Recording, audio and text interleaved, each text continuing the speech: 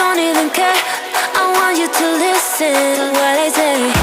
I love you, but it's